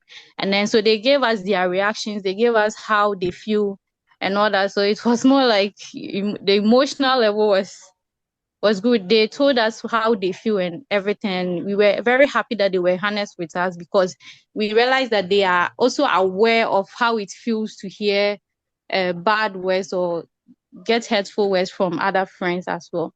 So we also divided them into groups. That's 5 groups. Because we had 75 students, we had to get 5 groups. So we divided them into 5 groups, and then we told them to have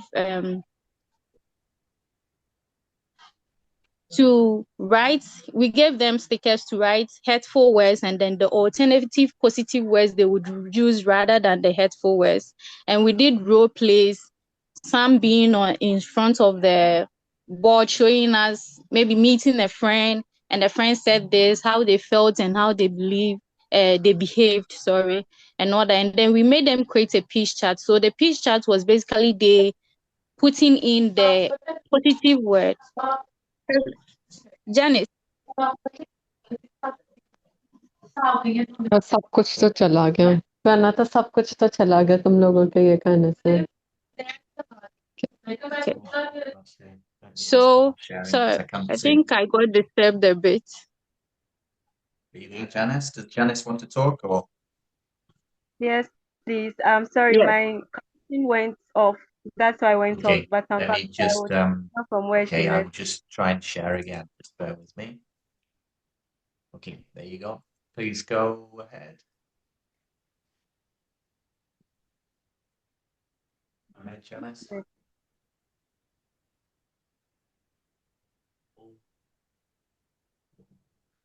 I think maybe we can't hear Janice again. Okay, thank you very much. Yeah, thank you very much. So on that day, when we were engaging the JHS students, the primary people, we started with an icebreaker. We mentioned some hurtful words that naturally a human reaction you would be tempted to say in case somebody hurts you or steps on your toes, and we allow them to react emotionally. And we all saw how disturbed or how happy they were not when those words were used. So what we did was to help them to identify hurtful words. Yeah, so maybe somebody does something bad to you and you want to respond, but in your response, the response in in a way to tell how you feel, your response may end up hurting the other. So we gave them peaceful alternatives and also show them how to respond to circumstances and situation like that. And as Salome mentioned earlier, we gave out sheets, asked them to write, gave out scenarios of somebody offending you, asked them to write what they would originally say in that situation, and provided them with peaceful alternative in just showing how they feel, but in a way that would be less hurtful. After that, we collected all the sticky notes, pasted it, and created a peace chart which we have with us. Then after that, we also encourage them to have a continuous commitment to using kind words, even in hurtful situation or in conflict. Please, can you go to the next slide?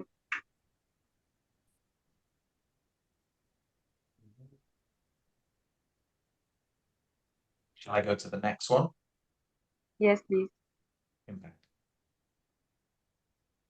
Okay, so after that, after our engagement or our outreach in the school community that day, we're able to increase the awareness on harmful languages that when we speak becomes harmful and elicits responses that are not does not show empathy. Yes, and we also um, taught them peaceful alternatives that they can use, and also taught them how to show empathy even in their communication, and also correct their peers when their peers uses languages that does not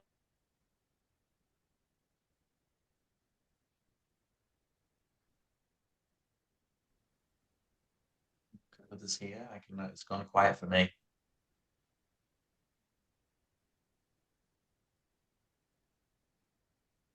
Salome, are you okay? Can you continue, maybe?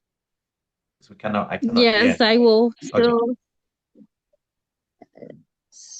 As she said, we also encourage them to correct their peers when they are using hurtful words towards each other and all that. So please can you move to the next slide? So the key lessons that we learned during the whole creation and then going to the school to have the workshop is that interactive methods make peace education effective. So especially at the workshop side, when we realized that when we were able to communicate with the students and they bringing up their reflection and how they feel and all that, it's being interactive make us know what they think and what we can also add for the education to improve as well. And then flexibility is essential when working with large groups. So when we started with this, at first we thought it would be 25. So when we later realized we are going to work with 75 students, we had to brainstorm and then have different ideas where we know that everyone will be involved in, not being so rigid. Maybe we just want this, so that's what we want. But then being open-minded and also getting ideas from others to help. And then we also realized that youth-led facilitation strengthens engagement and ownership. So it's being youth-led, we realize that at least even though we left JHS and it's been a while, we're able to come together and then also imagine how they also feel and all that. So can you move to the next slide? So one thing we want to work on is to integrate peace charts into their classrooms. I think we mentioned that when we were planning it, but then because of the Christmas, the festive coming up, and then they having workloads, their syllabus and all that, we're not able to do that at that moment.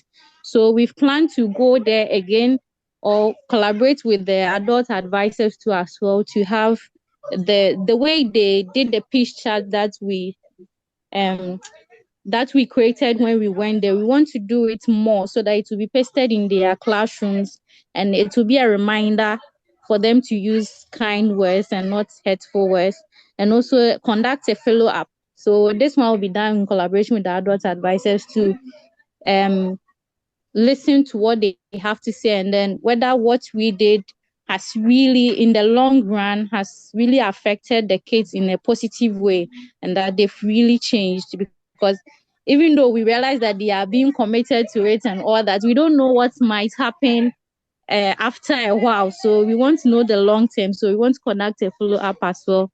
And then, as I said, we partner with the teachers and then with our coordinators and everything, and train more youth facilitators. I feel like anytime we go there, it's more like we are inspiring them.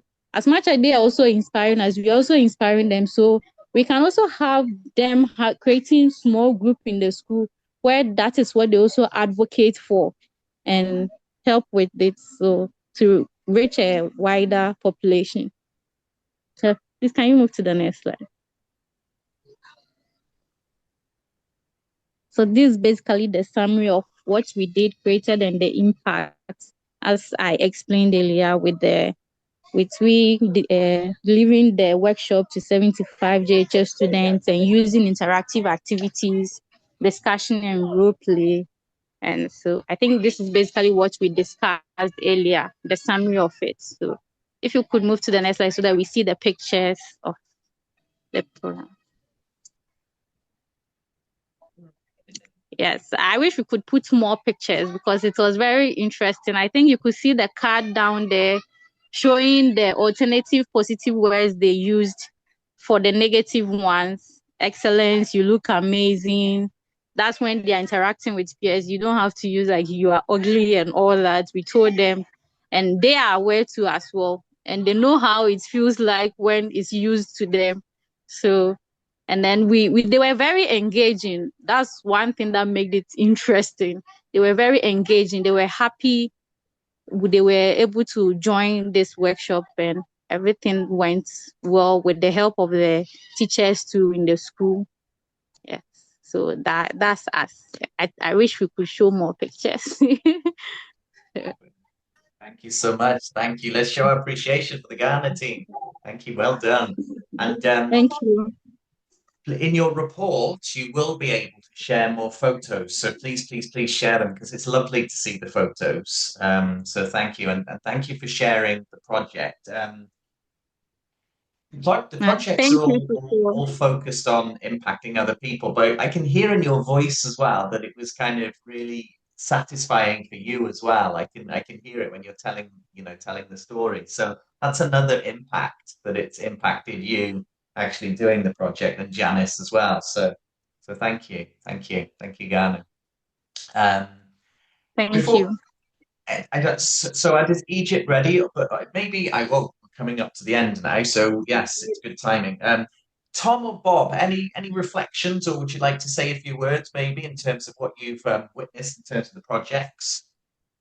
Maybe Tom and then Bob. I thought all the projects were excellent, and you could see that they really made the projects in their own communities and contexts. Some were at the university level and some with younger people.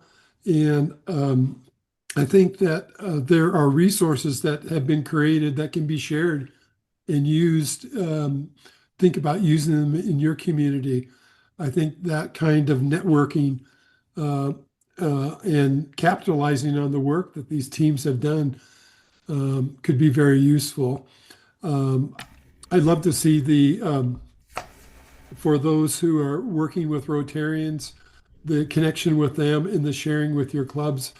If you are connected with Rotary, I really encourage you to try to do a presentation at one of the club meetings so that the Rotarians understand what's happening with peace work with youth and can continue to support this movement. Thanks, Tom. Bob, any thoughts? Yes, that was this was a very impressive thing to see. It was fascinating to see so many people from so many regions of the world. I'm really looking forward to hearing how this expands, how this goes out in the future. I'm also eager to share this with Rotarians in our club and in our district to let them know the great work that's being done out there and how it can impact our world. So thank you so much. I have more hope for the future with after hearing this. Thank you. Thank you.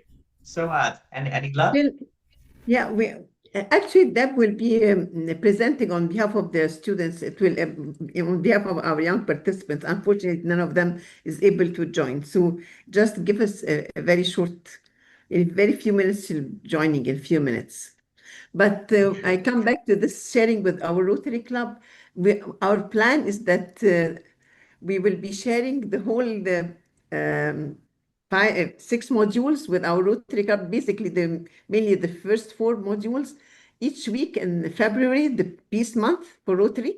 So actually, and then at the end, we'll be doing to our Rotarians pre-assessment and post-assessment, and we'll end it by a yoga class for inner peace. So actually, we plan to promote and not to stop by the end of this project. Actually, we are so interested in it got too much into us that we want to promote peace, and hopefully our the representative of the peace and conflict resolution, Mona Al-Hakim, Madam Mona Al-Hakim is the head of the peace and conflict resolution for our district, and we're planning to join to create a chapter in Egypt in World with Beyond War. So she's also very interested to join. But in a few minutes, Deb will be joining. So in a few minutes, and I know that Guy's on the call as well. So if yeah, we would love to have a World Beyond War Egypt chapter. It would be really cool. It'd be wonderful. So yes, great. Okay, so a couple of things. While we're waiting, just because I know we're coming up to the end, I'll just say a couple of things that maybe some of you are thinking about or that have come up during the program, and I'll just say them quickly. One is next steps. One is for those of you that have completed the optional assignments for part one, we will be going over them. Yeah, it will probably be in January, given everything else going on. And also the certificate for part two. So if you've worked on with your country project team to design, implement, evaluate, and present a project, then you will be getting a certificate for part two as well. So part one will be for the 6 optional assignments that you've completed, and we've got a track on that in terms of on the system. Part two will be if you basically worked on putting together the project with the rest of your team members, and we might check in with your coordinators and mentors with regards to that. So just to let you know, those are 2 things that we promise to be back in contact with you. We will write up something about this to put on World Beyond War's site and things like this. A second thing that Vanessa, Irshad, and maybe Nahid as well, and I are working on is that we will do a write-up, a monitoring evaluation, a write-up of what you've found meaningful about the project so that we can write it up maybe in a journal article, and we're going to be connecting, maybe after Christmas on that one. So please, we will send an email out probably early next week to encourage you to complete the end of project evaluation. So let us know what you thought was useful and what was meaningful and things like this. That will be coming next week.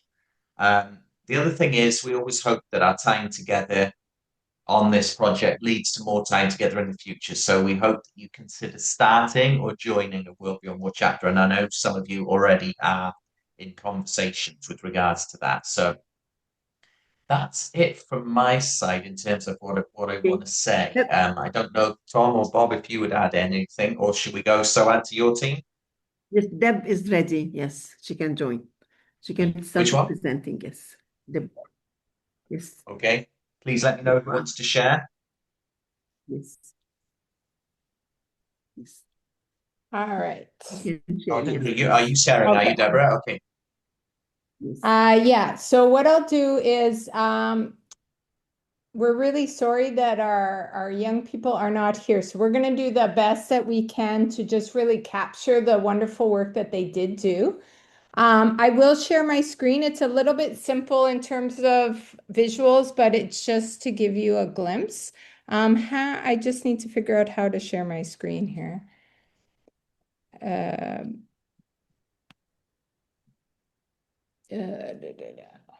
How do I share my screen from here? Phil? You now have capacity. So at the bottom of the page, you'll see it says share. Yeah. You'll see a little green folder. Yeah. Let me see. All right. All right. Put your presentation on your desktop. All right. Is it showing up or not? Not yet. No. Not yet. All right. Are you guys okay if I just do this orally? No, you can press the share. I did, but I am working off my son's computer and for whatever reason it's not. So I'll do that, and then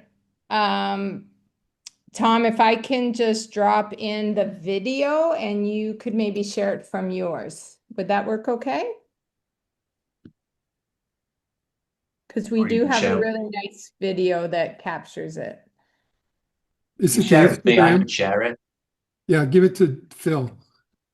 To Phil? I don't have Phil on WhatsApp, so. Oh, okay. Well, share it with me. Can you drop it in the chat? Yeah. Yeah.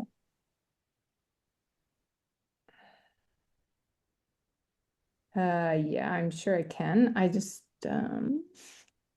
or if you send it to Tom then send it to me on WhatsApp, and then I can then open it maybe if I do. That's why I'm doing it. All right. I've shared the video with you, Tom, and I'll just talk on briefly WhatsApp about, or on WhatsApp, and I just briefly kind of walk you through. So what our team decided to do was our team is made up primarily of Rotaractors, and so they really targeted our interact groups. And they've primarily focused on 2 groups. And so we had 48 students that joined, and they did a workshop, and it was really focusing on both advocacy and education. And so they worked on helping students understand peace with self, peace with others, and then peace with the earth. And so what they did was for peace with others, they ran a workshop themselves focused on interpersonal relationships, on how to communicate together. And then for peace with self, they actually invited a yoga instructor in, and then the students participated in a yoga activity and reflection, thinking about ways in which they can tune into themselves and how they are feeling. And then they also partner with another organization in the city for peace with the earth. And what they did was the interactors took action within their schools. They actually planted some olive trees. They chose olives particularly because of the symbolism around peace. as well as students planting herbs, and they did a whole education around soil and different things on caring for the earth.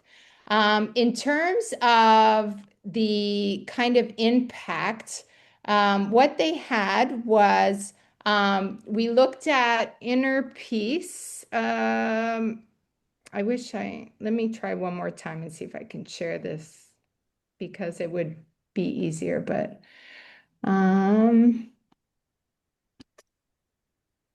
it might actually work. Okay, let's see.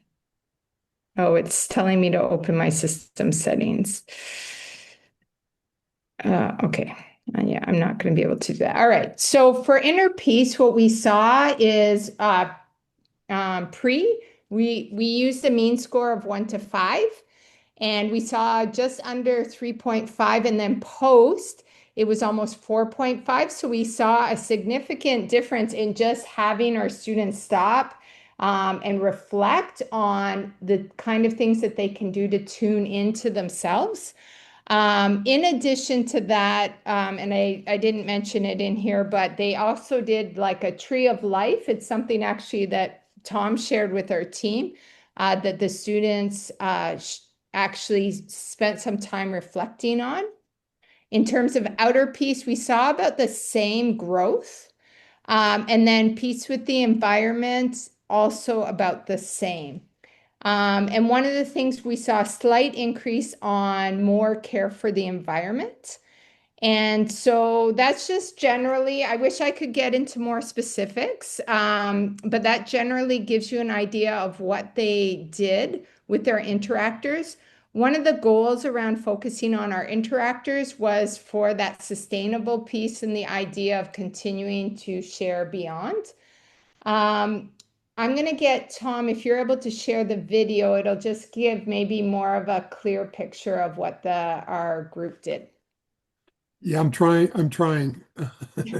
You're doing like me, right?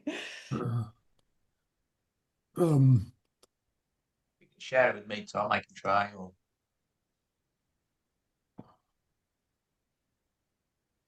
Hmm.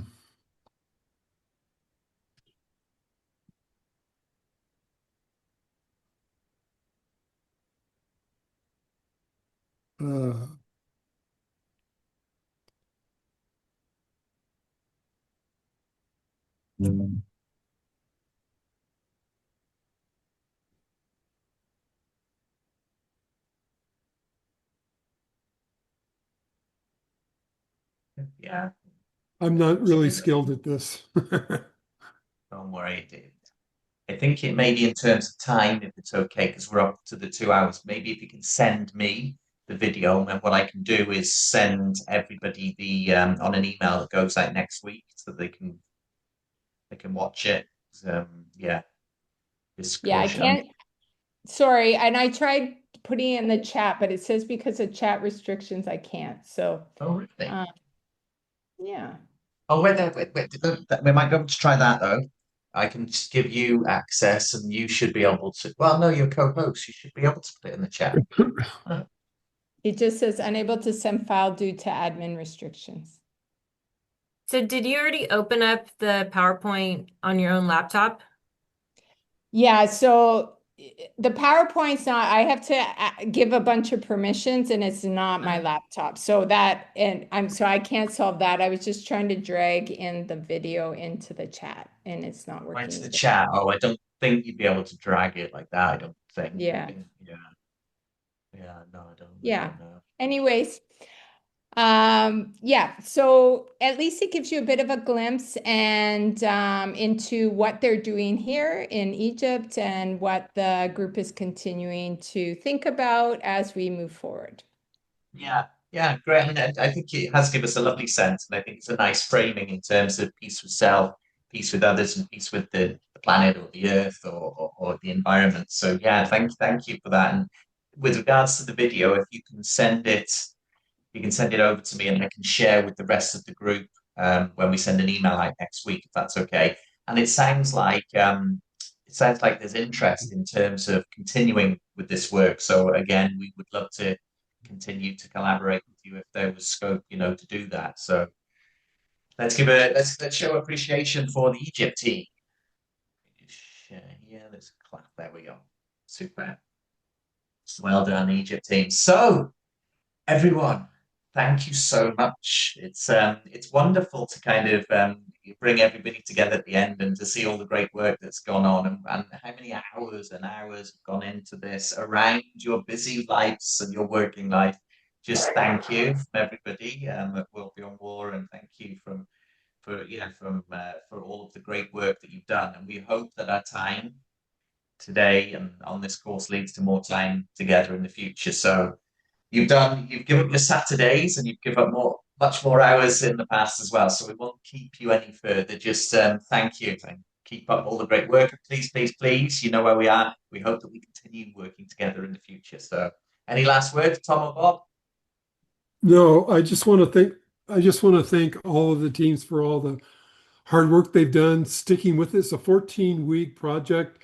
It takes a lot of dedication, and I think it was really worth it when I see all the great projects. And thank you for being peace builders and spreading skills and inspiration throughout the world. Yes, your hard work certainly seems to have paid off. It was inspirational, and I appreciate it. Thank you. Thank you. Well, enjoy the rest of your day, everybody. Thank you so much and take care.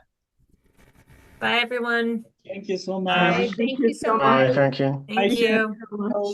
Bye. Bye. Thank you. Thank you for You said everyone. it's the end of it. I hope it's not the end of this, our collaboration. Yes, let's The continue for beginning sure. of collaborations. We want to keep in touch, guys. Mhm. Okay. Bye, Nazir. I have your contact.